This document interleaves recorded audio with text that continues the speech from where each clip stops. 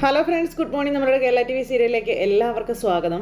അങ്ങനെ രേവതി പറഞ്ഞിട്ട് മഹേഷ് സച്ചിയെ ആ ഒരു കാറിൻ്റെ അരികിലേക്ക് കൊണ്ടുവന്നിരിക്കുക. അവിടെ കൊണ്ടുവന്ന കാറൊക്കെ നോക്കിക്കഴിഞ്ഞപ്പോൾ സച്ചിക്ക് ഭയങ്കരമായിട്ട് ഇഷ്ടമായി എന്നുള്ള കാര്യം സച്ചി പറയും. ഇത് ഞാൻ നോക്കിയിരുന്ന കാറല്ലേ, ഇത് വാങ്ങിക്കാൻ എനിക്ക് താല്പര്യം ഉണ്ടായിരുന്നു, കയ്യിൽ പൈസ ഇല്ലാത്തതിൻ്റെ പ്രശ്നത്തിൽ പറ്റിപ്പോയതാണെന്നൊക്കെ പറഞ്ഞ് അങ്ങനെ എല്ലാം പറയുന്നു. അപ്പോൾ ഇതെല്ലാം രേവതി അപ്പുറം നിന്ന് കാണുകയും കേൾക്കുകയും ചെയ്യുവാണേ.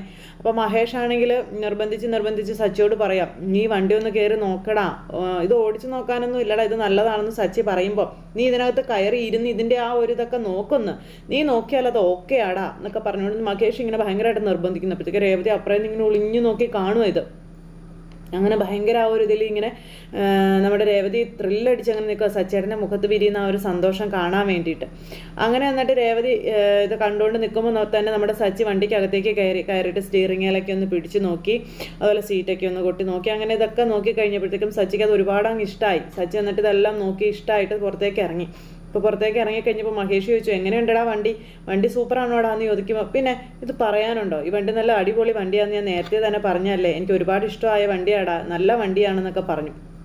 എന്തായാലും ഈ വണ്ടി എടുക്കുന്നവൻ്റെ ഭാഗ്യമാണെന്നൊക്കെ പറഞ്ഞുകൊണ്ട് നമ്മുടെ സച്ചി ഇങ്ങനെ പറയാം. അപ്പോൾ മഹേഷ് രേവതിക്ക് അപ്പുറം നിന്ന് കേൾക്കാൻ പറ്റുമോ ഇല്ലയോ എന്ന് അറിയില്ലാത്തത് കൊണ്ട് ഒച്ചത്തിൽ, വണ്ടി നിനക്ക് ഇഷ്ടമായല്ലോ അല്ലേ എന്ന് പറഞ്ഞുകൊണ്ട് ഒച്ചത്തിൽ അങ്ങ് വിളിച്ച് ചോദിക്കാം. അപ്പോൾ നമ്മുടെ രേവതിക്ക് മനസ്സിലായി സച്ചേട്ടൻ ആ വണ്ടി ഇഷ്ടമായി എന്നുള്ളത്. രേവതിയാണെങ്കിൽ ഒരുപാട് സന്തോഷത്തോടെ അവിടെ ഇങ്ങനെ സച്ചിയുടെ മുഖത്തിൽ നിന്ന് കണ്ണെടുക്കാതെ നോക്കിക്കൊണ്ട് ഇങ്ങനെ നിൽക്കുക. അപ്പോൾ എന്തായാലും ഇനി എൻ്റെ ഫ്രണ്ടിനോട് ധൈര്യമായിട്ട് ഈ വണ്ടി എടുക്കാൻ എനിക്ക് പറയാമല്ലോ അല്ലേ എന്നൊക്കെ മഹേഷ് ഇങ്ങനെ ഒച്ചത്തിൽ ചോദിക്കുക. നീ എന്തിനാണ് അതിനിങ്ങനെ ഒച്ച വെക്കുന്നത്, നിനക്ക് സാവധാനം പറഞ്ഞാൽ പോരെ, ഞാൻ നിൻ്റെ അടുത്തല്ലേ നിൽക്കുന്നത്, എനിക്ക് കേൾക്കാമല്ലോ. അല്ലടാ, നീ പറയുമ്പോൾ അത് ഓക്കെ ആയിരിക്കുമല്ലോ, അപ്പോൾ അതിൻ്റെ ഒരു സന്തോഷം കൊണ്ട് ഞാൻ പറഞ്ഞതാണെന്നും പറഞ്ഞ് മഹേഷ് ഇങ്ങനെ അവിടെ നിന്ന് നമ്മുടെ സച്ചിയുടെ കണ്ണ് വെട്ടിക്കുക. അപ്പോൾ ശരിയെന്നും പറഞ്ഞ് സച്ചി എന്നാൽ ഇനിയും ഞാൻ പോയിക്കോട്ടെ എന്ന് ചോദിച്ചു. എന്നാൽ ശരി, ഇനി നീ വിട്ടോളാൻ പറഞ്ഞു. അങ്ങനെ മഹേഷ് സച്ചി അവിടെ നിന്ന് പറഞ്ഞു കൊടുത്തു. അപ്പോൾ സച്ചി പോകുമ്പോഴും താൻ ആഗ്രഹിച്ച കാറായതുകൊണ്ട്, അത് വേറൊരാൾ കൊണ്ടുപോവുകയായതുകൊണ്ട്, ഇനി തനിക്കത് കിട്ടില്ല എന്നറിയാവുന്നത് കൊണ്ട് തിരിഞ്ഞു നോക്കി ഇങ്ങനെ പോകുക കേട്ടോ. അപ്പോൾ സച്ചി ഇങ്ങനെ തിരിഞ്ഞു നോക്കി പോകുന്നതൊക്കെ രേവതി കാണുന്നുണ്ട്, അതുപോലെ തന്നെ മഹേഷും കാണുന്നുണ്ട്. ഭയങ്കര സന്തോഷമായി രേവതിക്ക്. അപ്പോൾ അങ്ങ് പോയി സച്ചി അങ്ങ് പോയി കഴിഞ്ഞപ്പോൾ രേവതി ഇങ്ങ് വന്നു. രേവതി വന്നു കഴിഞ്ഞപ്പോൾ, കേട്ടില്ലേ പെങ്ങളെ അവൻ പറഞ്ഞത്, അവൻ്റെ മനസ്സിന് അത്രത്തോളം ഇഷ്ടപ്പെട്ട ഒരു വണ്ടിയാണിത് എന്ന് പറഞ്ഞു. ഇനിയിപ്പോൾ എന്തായാലും ഈ വണ്ടി അവന് കൊടുക്കാമല്ലോ, ഇനിയിപ്പോൾ പെങ്ങൾക്ക് വിഷമവും ദുഃഖങ്ങളൊന്നും ഇല്ലല്ലോ, അവൻ്റെ സന്തോഷം കണ്ടില്ലേ എന്ന് ചോദിച്ചു. കണ്ടു മഹേഷേട്ടാ. പിന്നെ ഈ വണ്ടി കാണുമ്പോൾ സച്ചേട്ടൻ്റെ മുഖത്ത് വിരിയുന്ന ആ ഒരു സന്തോഷം, അത് കാണാൻ എനിക്ക് ഭയങ്കര ആഗ്രഹമായിരുന്നു. അതേതായാലും സാധിച്ചു. ഇനിയിപ്പോൾ അമ്പലത്തിൽ കൊണ്ടുപോയി പൂജിച്ച് വേണം ഇത് സച്ചേട്ടൻ്റെ കയ്യിൽ ഏൽപ്പിക്കാൻ. ഇത് ചാവി ഞാൻ മഹേഷേട്ടൻ്റെ കയ്യിൽ ഏൽപ്പിക്കാം, മഹേഷേട്ടൻ ഇതുമായിട്ട് രാവിലെ അമ്പലത്തിലേക്ക് വരണമെന്നൊക്കെ പറഞ്ഞു. അങ്ങനെ മഹേഷുമായിട്ട് നമ്മുടെ രേവതി സംസാരിച്ച് കാര്യങ്ങൾക്കൊക്കെ ഒരു ധാരണ ഉണ്ടാക്കുക. എന്നിട്ട് പിന്നെ രേവതിയാണെങ്കിൽ ഭയങ്കര സന്തോഷത്തോടെ, അപ്പോൾ പെങ്ങൾ ധൈര്യമായിട്ട് പോയിക്കോ, ഞാനല്ലേ കൂടെയുള്ളത്, ഞാൻ രാവിലെ തന്നെ അമ്പലത്തിലേക്ക് വന്നേക്കാം, പെങ്ങൾ പൊക്കോളാനൊക്കെ പറഞ്ഞ് രേവതിയെ മഹേഷ് പറഞ്ഞും വിട്ടു. രേവതി എന്നിട്ട് ഇങ്ങ് പോന്നിട്ട് അമ്മയെ വിളിച്ചു അമ്പലത്തിൽ. അമ്മ പിന്നെ എപ്പോഴും അമ്പലത്തിലുണ്ടല്ലോ, നാളെ അമ്പലത്തിൽ കാണില്ലേ എന്നൊക്കെ ചോദിച്ചുകൊണ്ട് അമ്മയെ വിളിച്ചു. കാര്യങ്ങളെല്ലാം രേവതി അവിടെ സെറ്റ് ചെയ്തു. അത് കഴിഞ്ഞ് രേവതി വീട്ടിലേക്ക് ചെന്നു. താനൊന്നും അറിഞ്ഞില്ലേ രാമനാരായണ എന്നുള്ള രീതിയിൽ തന്നെ ഇങ്ങനെ ഓരോ കാര്യങ്ങളൊക്കെ ചെയ്യുക. ഈ സമയത്താണെന്നുണ്ടെങ്കിൽ നമ്മുടെ ചന്ദ്രമതി അതിൽ ഉറഞ്ഞു തുള്ളിക്കൊണ്ട് ഇങ്ങനെ നടക്കുക. ചന്ദ്രമതിക്കാണെങ്കിൽ ഭയങ്കര ദേഷ്യം എന്നേ, അത് മൊത്തം രേവതിയോട് തീർക്കാനെന്നുള്ള രീതിയിലാണ് ചന്ദ്രമതി ഇരിക്കുന്നത്. പക്ഷേ ചന്ദ്രമതിക്ക് തെറ്റിപ്പോയി. രേവതി ചുമ്മാതെ മിണ്ടാതിരിക്കുന്ന ഒരാളായിരുന്നു പണ്ട്, പക്ഷേ ഇപ്പോൾ രേവതി അടിക്കടി തിരിച്ചടി എന്നുള്ള രീതിയിലാണ് നിൽക്കുന്നതെന്ന് ചന്ദ്രമതിക്ക് ഇടയ്ക്കിടയ്ക്ക് ചന്ദ്രമതി മറന്നു പോവുക. അപ്പോൾ ഇന്നെന്തായാലും രേവതിയുടെ മെക്കിട്ടുകാരൻ ചന്ദ്രമതി ചെല്ലുമ്പോൾ രേവതി നല്ല മറുപടി തന്നെ കൊടുക്കുകയും ചെയ്തു. അമ്മ ആദ്യം അമ്മയുടെ കാര്യങ്ങൾ നോക്കാൻ പറഞ്ഞു. പിന്നെ രേവതി ഭക്ഷണം ഉണ്ടാക്കാതെ ഇതൊക്കെ, അപ്പോൾ പൈസയും കൊണ്ട് രേവതി പോയ കാര്യം അവർക്ക് അറിയാമല്ലോ. അപ്പോൾ രേവതി അടുക്കളയിൽ കയറി ഭക്ഷണമൊക്കെ സാവധാനം ഉണ്ടാക്കുമ്പോൾ, ഇതുവരെ ഇവിടെ ഒന്നും ആയില്ലേ എന്ന് ചോദിച്ചുകൊണ്ട് തുള്ളി പറഞ്ഞങ്ങ് ചെല്ലുക. ഞാനിവിടെ ഓരോ കാര്യങ്ങൾ ചെയ്യുന്നത് അമ്മയ്ക്ക് കാണത്തില്ലേ എന്ന് ചോദിച്ചു. അമ്മ ഇവിടെ ഒരു പണിയില്ലാണ്ട് ചുമ്മാ ഇരിക്കല്ലേ, സമയത്ത് വേണമെന്നുണ്ടായിരുന്നെങ്കിൽ അമ്മയ്ക്കടുത്ത് ചെയ്തുകൂടായിരുന്നു, അല്ലെങ്കിൽ ഉണ്ടാക്കിക്കൂടായിരുന്നു എന്നൊക്കെ ചോദിച്ചു. നീ എന്നോട് തറുതല പറയുന്നോടി എന്നും ചോദിച്ചുകൊണ്ട് ചന്ദ്രമതി അങ്ങ് ചെല്ലുമ്പോൾ, അമ്മ പറഞ്ഞതിൻ്റെ ബാക്കിയേ ഞാൻ പറഞ്ഞുള്ളൂ, അമ്മ അതിന് തറുതലയായിട്ടോ എന്തായിട്ട് വേണമെങ്കിലും വ്യാഖ്യാനിച്ചെടുക്കാം, എനിക്ക് അതിനകത്തൊന്നും പറയാനില്ല അമ്മയെന്ന് പറഞ്ഞു. ഇപ്പം അമ്മ എന്നെ ഇവിടെ നിന്ന് ശല്യം ചെയ്യാതിരുന്നാൽ സമയത്ത് വല്ലതും ഉണ്ടാക്കി തരും, അല്ലെന്നുണ്ടെങ്കിൽ ആ സമയം വെറുതെ അവിടെ പോയിക്കൊണ്ടിരിക്കുകയാണെന്ന് രേവതി പറയുമ്പോൾ, എല്ലാവളുമാരും കൂടി എന്നെ തോപ്പിക്കാനാ, ഒരുത്തിയെ ഞാൻ വെറുതെ വിടില്ലെന്നൊക്കെ പറഞ്ഞ് ഇങ്ങനെ അങ്ങ് ചന്ദ്രമതി അങ്ങ് പോയി. അപ്പോൾ രേവതിക്ക് കൃത്യമായിട്ട് മനസ്സിലായത് ശ്രുതിയുടെ കാര്യം ഉദ്ദേശിച്ചതെന്ന്. ശ്രുതി എന്നിട്ട് മുറിയിൽ ഇങ്ങനെ ടെൻഷൻ അടിച്ചിരിക്കുമ്പോഴാണ് ശ്രുതി മുറിയിലേക്ക് ചെല്ലുന്നത്. ശ്രുതി മുറിയിലേക്ക് ചെന്ന് കഴിഞ്ഞപ്പം, ശ്രുതി കാശ് കൂടുതൽ കിട്ടുന്ന ആളാണല്ലോ ശ്രുതി, അപ്പോൾ അതിൻ്റേതായ ഒലിപ്പീരും കാര്യങ്ങളൊക്കെ കാണിച്ചുകൊണ്ട് ശ്രുതി ചെല്ലുമ്പോൾ, ശ്രുതി എന്ത് പണി കാണിച്ചതെന്ന് ചോദിച്ചു. ശ്രുതി, ഞാനോ ഞാനെന്ത് പണിയാണ് കാണിച്ചത്? ഞാനൊരു പണിയും കാണിച്ചില്ലല്ലോ, എന്താ നിനക്ക് എന്താ പറ്റിയെന്നൊക്കെ ചോദിച്ചുകൊണ്ട് ശ്രുതി ഇങ്ങനെ ചോദിക്കുമ്പോൾ കടയുടെ പേര് മാറ്റിയ കാര്യം എന്തിനാ വെറുതെ ആൻറ്റിയോടും എല്ലാവരോടും ഒന്ന് പറയാൻ പോയത്? അതൊരു നല്ല കാര്യമല്ലേ? എല്ലാവർക്കും സന്തോഷമായല്ലോ, അമ്മയ്ക്കും അത് സന്തോഷമാണെന്നാണല്ലോ പറഞ്ഞതെന്ന് ശ്രുതി. ആൻറ്റിക്ക് സന്തോഷം പോലും. പാർലറിൻ്റെ പേര് ആൻറ്റിയുടെ പേരിലാണെന്നുള്ള രീതിയിൽ ആൻറ്റി ഇത്രയും ദിവസം രേവതിയുടെയും മറ്റുള്ളവരുടെ മുന്നിലൊക്കെ അഹങ്കരിച്ച് നടക്കുമായിരുന്നു. ഇനിയിപ്പോൾ അവരുടെ എല്ലാവരുടെയും മുന്നിൽ ആൻറ്റിക്ക് എന്തെങ്കിലും വിലയുണ്ടോ? ആൻറ്റി എന്നെ എന്തൊക്കെ പറഞ്ഞെന്നറിയോ? എന്നെ അടിച്ചില്ലെന്നേ ഉള്ളൂ. അമ്മ നിന്നെ അങ്ങനെയൊക്കെ പറഞ്ഞോ? ഞാൻ പറഞ്ഞത് തെറ്റായിപ്പോയോ ശ്രുതി? പിന്നെ തെറ്റായി പോയില്ലേ? ഞാൻ എന്താണോ ഉദ്ദേശിച്ചത് അത് നേരെ വിപരീതമായിട്ടാണ് ആൻറ്റി മനസ്സിൽ കരുതി വെച്ചിരിക്കുന്നത്. ഇനിയിപ്പോൾ ആൻറ്റിക്ക് എന്നോടുള്ള ദേഷ്യം കൂടും, ആൻറ്റിക്ക് എന്നോട് ഭയങ്കര ദേഷ്യമാണെന്നൊക്കെ പറഞ്ഞ് ശ്രുതി ഇങ്ങനെ പറയുമ്പോൾ അങ്ങനെയൊന്നുമില്ല ശ്രുതി. നീ ഒരു കാര്യം ചെയ്യുക, കുറച്ച് പൈസ അമ്മയുടെ കയ്യിലേക്ക് അങ്ങ് വെച്ച് കൊടുത്താൽ മതി. അപ്പോൾ തന്നെ അമ്മയുടെ ദേഷ്യമൊക്കെ അങ്ങ് മാറിക്കോളും. ഓ, അപ്പോൾ പൈസയ്ക്ക് മാത്രമാണ് സുധി വില കൊടുക്കുന്നതല്ലേ എന്ന് ചോദിക്കും. അയ്യോ മോളെ, ഞാൻ അങ്ങനെ പറഞ്ഞതല്ല, അമ്മയുടെ ദേഷ്യം അടക്കാൻ വേണ്ടിയുള്ളൊരു മാർഗ്ഗം നിനക്ക് പറഞ്ഞു തന്നേ ഉള്ളൂ, അല്ലാതെ അതിന് നീ വേറെ അർത്ഥമൊന്നും കാണല്ലേ എന്നൊക്കെ പറഞ്ഞുകൊണ്ട് ശ്രുതി ഭയങ്കര സോപ്പിങ്ങും കാര്യങ്ങളൊക്കെ. എന്നിട്ട് തന്നെ ശ്രുതി ഭയങ്കരമായിട്ട് ദേഷ്യപ്പെടുകയും പിന്നെ ദേഷ്യപ്പെട്ടാൽ വീണ്ടും കയ്യിൽ നിന്ന് പോകുമല്ലോ എന്നുള്ള ആ ഒരു പേടിയും ഒക്കെ ആയിട്ട് ചെകുത്താനും കടലിനും നടുവിൽ ഇങ്ങനെ നിൽക്കുക ശ്രുതി.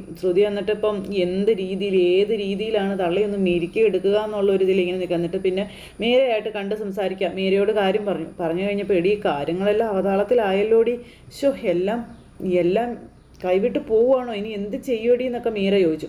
എനിക്കറിയില്ല, എങ്ങനെയെങ്കിലും അവരുടെ മുന്നിൽ പിടിച്ചു നിന്നേ പറ്റൂ. അവരുടെ കടയുടെ പേര് മാറ്റിയത് തന്നെ അവർക്ക് ഭയങ്കര കലിപ്പാണെങ്കിൽ അവർ നിൻ്റെ കഥയൊക്കെ അറിഞ്ഞു കഴിയുമ്പോൾ ഉണ്ടാകാൻ പോകുന്നത് എന്തായിരിക്കും എൻ്റെ ശ്രുതി എന്ന് മീര ചോദിക്കുമ്പോൾ നീ എന്നെ പേടിപ്പിക്കാതെ ഇന്ന് ശ്രുതി പറയാം. ഇനി ഇതിൽ നിന്നെങ്ങാനും ഞാൻ എങ്ങനെയൊന്ന് കയറി വരുമെന്ന് എനിക്കറിയില്ല, നിനക്കറിയാമെങ്കിൽ എന്തെങ്കിലും ഒരു വഴി നീ എനിക്ക് പറഞ്ഞു താടിയെന്നൊക്കെ പറഞ്ഞു. നീ ചെയ്തു വെക്കാനുള്ള മുഴുവൻ ചെയ്തു വെച്ചിട്ട് ഞാൻ ഇനി അതിൻ്റെ എല്ലാം ഇത് പോരായ്മകൾ നികത്താൻ നടക്കണം എന്നാണോ നീ പറയുന്നതെന്ന് ചോദിക്കുമ്പം എനിക്ക് വേറെ ആരാടിയുള്ളത്, നീ ഒന്ന് പറഞ്ഞു തരാൻ പറഞ്ഞു. എന്നിട്ട് ശ്രുതി മീരയുടെ കാല് പിടിച്ചില്ലെന്നേ ഉള്ളൂ, എങ്ങനെയാണ് ചന്ദ്രമതിയെ മെരുക്കിയെടുക്കാൻ ഒരു മാർഗം കിട്ടുക എന്നുള്ളൊരിതിന്. എന്നിട്ട് പിന്നെ രണ്ടെണ്ണങ്ങളും കൂടെ ആലോചന അങ്ങ് തുടങ്ങി. രണ്ടുപേരും കൂടെ ആലോചിച്ച് ഇങ്ങനെ ഇരിക്കും കേട്ടോ. അത് കഴിഞ്ഞിട്ട് മീര എന്തൊക്കെയോ ആലോചിച്ച് കൂട്ടി ശ്രുതിക്ക് പറഞ്ഞു കൊടുക്കാൻ വേണ്ടി തയ്യാറെടുക്കുകയാണ്. ഈ സമയത്താണെങ്കിൽ നമ്മുടെ രേവതി പിറ്റേ ദിവസം രാവിലെ മഹേഷിനെ ഫോൺ വിളിച്ചിട്ട് അമ്പലത്തിലേക്ക് പോകാനായിട്ട് തയ്യാറെടുക്കും. അപ്പോഴേക്കും നമ്മുടെ സച്ചി ഓട്ടോ ഓടിക്കാൻ പോകാനായിട്ട് റെഡിയായിട്ട് അങ്ങോട്ടേക്ക് വന്ന് നോക്കുമ്പോൾ രേവതി നല്ല സണിഞ്ഞു ഒരുങ്ങി സുന്ദരി കുട്ടിയായിട്ട് ഇങ്ങനെ നിൽക്കുന്നു. അപ്പോൾ രേവതിയുടെ ഈ സാരി ഉടുക്കലും ഒരുക്കമൊക്കെ കണ്ടു കഴിഞ്ഞപ്പോൾ സച്ചി ഇങ്ങനെ അന്തം വിട്ട് നോക്കി നിൽക്കുക. എന്നിട്ട് അടുത്തേക്ക് ചെന്നു. നീ രാവിലെ ഇത് എങ്ങോട്ട് പോവാണെന്ന് ചോദിച്ചു. നീ എന്താ പതിവില്ലാത്തതുപോലെ ഒരുങ്ങിയിരിക്കുന്നത്? നല്ല സാരിയൊക്കെ എടുത്തു കൊടുത്ത് നീ എവിടെ പോവുക? ഞാൻ അമ്പലത്തിലേക്ക് പോവുക സച്ചേട്ടാ. അമ്പലത്തിലേക്കോ? ഇതെന്നാ ഇന്ന് പതിവില്ലാതെ അമ്പലത്തിലേക്ക്? പതിവില്ലാതെയോ? ഞാൻ ഇടയ്ക്കൊക്കെ അമ്പലത്തിൽ പോവാറുള്ളതല്ലേ എന്ന് രേവതി ചോദിച്ചേ. അല്ല, ഇപ്പോൾ കടയിൽ തിരക്കുള്ള സമയമല്ലേ, ഈ സമയത്ത് തന്നെ നീ എന്തിനാ ഇപ്പോൾ അമ്പലത്തിലേക്ക് പോകുന്നത്? കട തുറന്നില്ലേ, കടയിലേക്ക് പോകണ്ടേ എന്നൊക്കെ ചോദിച്ചു. കടയിലെ കച്ചവടവും കാര്യങ്ങളെല്ലാം കഴിഞ്ഞിട്ടാണ് സച്ചേട്ടാ ഞാൻ വന്നേ. ഇന്നിപ്പോൾ അമ്പലത്തിൽ പോകേണ്ട ഒരു അത്യാവശ്യ കാര്യമുണ്ട്, അതുകൊണ്ട് സച്ചേട്ടൻ എന്നെ ഒന്ന് അമ്പലത്തിൽ കൊണ്ടാക്കുമെന്ന് ചോദിച്ചു. എനിക്ക് ഓട്ടോ ഉണ്ട്, എനിക്ക് അതിന് പോകണമെന്നൊക്കെ സച്ചി പറയുമ്പം എന്നെ ഒന്ന് അവിടെ വരെ കൊണ്ടാക്കിയിട്ട് സച്ചേട്ടന് പോയാൽ പോരെ, അത്രയ്ക്കല്ല ധൃതി പിടിച്ച ഓട്ടോ ഒന്നും അല്ലെന്ന് എനിക്കറിയാമെന്നൊക്കെ പറഞ്ഞ് രേവതി ഇങ്ങനെ പറഞ്ഞു. അപ്പോൾ രേവതി ഇങ്ങനെ പറയുമ്പോൾ സച്ചിക്കാണെങ്കിൽ ഒന്നും പാടില്ല. അപ്പോൾ ഇവർ രണ്ടുപേരും കൂടെ വാ എന്നും പറഞ്ഞിട്ട് പോവും. അപ്പോൾ സച്ചി കൊണ്ടാക്കാമെന്ന് പറഞ്ഞു. ഇങ്ങനെ രേവതിയും സച്ചിയും കൂടെ പോവുക കേട്ടോ. അപ്പോൾ രേവതി സച്ചിയും കൂടെ ഇറങ്ങി ചെന്നപ്പോൾ അച്ഛൻ അവിടെ ഇരിപ്പുണ്ട്. അച്ഛനെ കണ്ടു. അച്ഛാ, ഞങ്ങളൊന്ന് അമ്പലത്തിൽ പോയിട്ട് വരാം എന്ന് രേവതി പറഞ്ഞു. ഇതെന്താ മോളെ പതിവില്ലാതെ ഇന്ന് അമ്പലത്തിലേക്ക്? എന്തെങ്കിലും പ്രത്യേകതയുണ്ടോ? എന്തെങ്കിലും വിശേഷ ദിവസമാണോ എന്നൊക്കെ ചോദിച്ചുകൊണ്ട് അച്ഛൻ ഇരിക്കുമ്പോൾ ചന്ദ്രമതി അവിടെ നിന്ന് വന്നു. ഓ ഓക്കെ, എന്ത് വിശേഷം? ഓക്കെ, എന്നും അമ്പലത്തിൽ തന്നെയല്ല, അമ്പലവാസിയാണല്ലോ, അതുകൊണ്ട് കൂടുതലൊന്നും നിങ്ങൾ ചോദിക്കാൻ നിൽക്കേണ്ട. വീട്ടിൽ രാവിലെ ഒരു പണിയും ചെയ്യാതെ അങ്ങ് ഇറങ്ങിപ്പോയി കഴിഞ്ഞിട്ടുണ്ടെങ്കിൽ അമ്പലത്തിൽ പോകുന്ന ഒരു പേരും കൂടെ അങ്ങ് വെച്ച് കഴിഞ്ഞാൽ പിന്നെ ആരും ഒന്നും ചോദിക്കത്തില്ലല്ലോ അല്ലേ? അതിനു വേണ്ടി ഇവളും ഇവനും കൂടെ കാട്ടിക്കൂട്ടുന്ന കോപ്രായങ്ങൾ ഇതൊക്കെ അല്ലാതെ അമ്പലത്തിൽ പോകാനൊന്നും അല്ലെന്നൊക്കെ പറഞ്ഞ് ചന്ദ്രമതി ഇങ്ങനെ കിടന്ന ആളാകുമ്പോഴത്തേക്കും നിങ്ങൾക്കൊക്കെ കഴിക്കാൻ വേണ്ടുന്നതെല്ലാം അടുക്കളയിൽ ഉണ്ടാക്കി വെച്ചിട്ടുണ്ട്, എന്നിട്ടാണ് ഞാൻ പോകുന്നതെന്ന് രേവതി അന്നേരം പറഞ്ഞു. ഇനിയിപ്പോൾ അമ്മയ്ക്ക് അത് പാത്രത്തിലേക്ക് എടുത്തിട്ട് കഴിക്കുന്നതിന് ബുദ്ധിമുട്ടൊന്നും ഇല്ലല്ലോ, അങ്ങനെ ബുദ്ധിമുട്ട് അമ്മയ്ക്കുണ്ടെങ്കിൽ അമ്മ കഴിക്കാനും നിൽക്കണ്ടെന്നും പറഞ്ഞ് രേവതി ഇങ്ങനെ നിൽക്കുക. വെറുതെ എന്തിനാ ചന്ദ്ര പിള്ളേരുടെ വാലിരിക്കുന്ന കേൾക്കുന്നതെന്ന് രവിയേട്ടൻ അന്നേരം ചോദിച്ചു. ഇപ്പോൾ കൂടുന്നുണ്ടെന്ന് പറഞ്ഞിട്ട് ചന്ദ്രമതി ഇങ്ങനെ അവിടെ നിൽക്കുക. അപ്പോൾ യാത്ര പറഞ്ഞിട്ട് ഇവർ പോയിട്ട് വാ മക്കളെ എന്ന് പറഞ്ഞാൽ അച്ഛൻ യാത്രയാക്കി. എന്നിട്ട് ഇവർ രണ്ടുപേരും കൂടെ പോകണം. അപ്പോൾ രണ്ടുപേരും കൂടെ അമ്പലത്തിലേക്ക് ചെന്നിറങ്ങിയപ്പോൾ സച്ചി ഇങ്ങനെ നോക്കുക കേട്ടോ. ഇതെന്താ ഈ അമ്പലത്തിൽ വന്നതെന്ന് ചോദിച്ചു. അതൊക്കെ ഉണ്ട് സച്ചേട്ടൻ വാ. അല്ല നീ ചെല്ല, എനിക്ക് സമയമില്ല, എനിക്ക് ഓട്ടോ ഉണ്ട്, എനിക്ക് പോകണമെന്ന് പറഞ്ഞപ്പോൾ ഒന്ന് കയറി തൊഴുതിട്ട് പോ സച്ചേട്ടാ. അപ്പോഴത്തേക്കും നമ്മുടെ ലക്ഷ്മി അമ്മയും കൂടെ അങ്ങോട്ടേക്ക് വന്നു. ലക്ഷ്മി അമ്മ വന്നിട്ട് ആ മോളേന്ന് പറഞ്ഞ് ഇങ്ങനെ നിൽക്കുക. സച്ചി മോൻ അമ്പലത്തിലേക്ക് വരുന്നില്ലേ എന്ന് ചോദിക്കുമ്പോൾ ഞാൻ വരുന്നില്ല, എനിക്ക് ഓട്ടോ ഉണ്ടമ്മേ, ഞാൻ പോവുക, അവളെ കൊണ്ടാക്കാൻ പറഞ്ഞതുകൊണ്ട് ഞാൻ വന്നതാണെന്ന് പറഞ്ഞു. മോൻ എന്തായാലും ഇത്ര ഇടം വരെ വന്നതല്ലേ, ഒന്ന് കയറി തൊഴുതിട്ട് പോ. അങ്ങനെ ഓട്ടോ ഉണ്ടാകാൻ അതങ്ങനെ പ്രാർത്ഥിച്ചിട്ടൊക്കെ പോകാനൊക്കെ പറഞ്ഞുകൊണ്ട് ലക്ഷ്മിയും പറഞ്ഞു. പിന്നെ ഇവർ രണ്ടുപേരും കൂടെ നിർബന്ധിച്ചതുകൊണ്ട് സച്ചിക്ക് കയറാതിരിക്കാൻ പറ്റാത്തതുകൊണ്ടും സച്ചി കയറി അങ്ങ് ചെന്നപ്പോൾ ആ കാർ അവിടെ കിടക്കുക. ഇന്നലെ സച്ചി കണ്ട കാറ്. ഈ കാറ് കണ്ടതും സച്ചി ചോദിച്ചു, ഈ കാറല്ലേ ആ കാറ്, ഈ കാറെന്താ ഇവിടെ, ഇതെന്താ ഇവിടെ കൊണ്ടുവന്നിട്ടിരിക്കുന്നത്? അപ്പോൾ ഇത് മഹേഷിൻ്റെ കൂട്ടുകാരെ വാങ്ങിച്ചുകൊണ്ട് പോയില്ലേ എന്നൊക്കെ ഇങ്ങനെ സച്ചി ഇങ്ങനെ ചോദിക്കും. അപ്പോഴും രേവതി അമ്മ അങ്ങോട്ടും ഇങ്ങോട്ടും നോക്കുന്നതല്ലാതെ ഒന്നും മിണ്ടുന്നില്ല കേട്ടോ.